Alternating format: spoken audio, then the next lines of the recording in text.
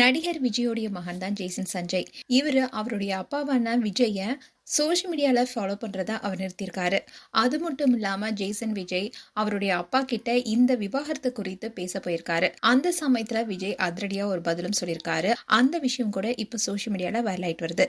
நடிகர் மற்றும் தாவேகா தலைவர் விஜய் இவருடைய மனைவிதான் சங்கீதா. இவங்க செங்கல்பட்டு நீதிமன்றத்துல விவாகரத்து மனு தாக்கல் செய்திருந்தாங்க. இந்த விஷயம் தான் சோஷியல் மீடியால பரபரப்பை ஏற்படுத்திருச்சு. அந்த மனுல விஜய் ஒரு நடிகையுடன் தகாதுறவுல இருந்ததாக மனுல குறிப்பிட்டிருக்காங்க. இப்படி இருக்க சொல்லதான் ஜேசன் சஞ்சய் அவருடைய தந்தையோடைய இன்ஸ்டாகிராம் பேஜை ஃபாலோ பண்றதை நிறுத்தியிருக்காருன்னு சோஷியல் மீடியால ஒரு நியூஸ் வேகமா பரவிட்டு வருது. அப்படி இருந்தாலும் சோஷியல் மீடியா பேஜை யூஸ் பண்ணிட்டு வர சில சஞ்சய் ஏற்கனவே விஜயோடைய அக்கௌண்ட்டை ஃபாலோ பண்ணுறது இல்லைன்னு வாதாடவும் ஆரம்பிச்சிருக்காங்க.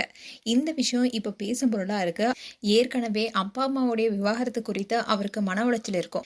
இப்படி இருக்கும்போது சஞ்சயோடைய சோஷியல் மீடியா பேஜில் நெட்டிசன்ஸில் பலரும் அவர்கிட்ட பல கேள்விகள் எழுப்பிட்டு வராங்க.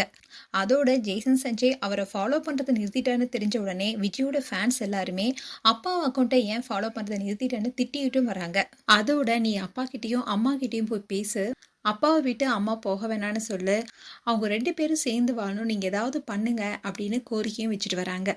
இப்படி பலரும் பல கருத்துக்களை சொல்லிட்டு வந்தாலும் ஜேசன் விஜய் ஏற்கனவே விவாகரத்து குறித்து அப்பா கிட்டே பேசுறதுக்காக போயிருக்காரு.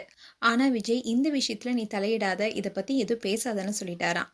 விஜய் என்பவர் நடிகராகவும் அரசியல் தலைவராகவும் இருக்காரு. அதனால குடும்பத்தில் என்ன பிரச்சனை நடக்குதுன்னே தெரியாம பல அவதூறு கருத்துக்களை சோஷியல் மீடியா பேஜில் ஷேர் பண்ணிட்டு வராங்க. ஆனால் சஞ்சய்க்கு அப்படி கிடையாது. விஜய் என்பவர் அப்பா, சங்கீதா என்பவர் அம்மா.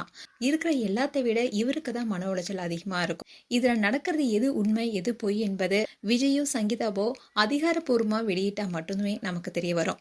மேலும் உங்களுடைய கருத்துக்களை கமெண்ட் செக்ஷன் சொல்லுங்க. இது போன்ற வீடியோஸை பார்க்க நியூஸ் தமிழ் கிட்ஸ் சேனலை சப்ஸ்கிரைப் பண்ணுங்க. மறக்காம நோட்டிபிகேஷன் பட்டனை கிளிக் பண்ணுங்க.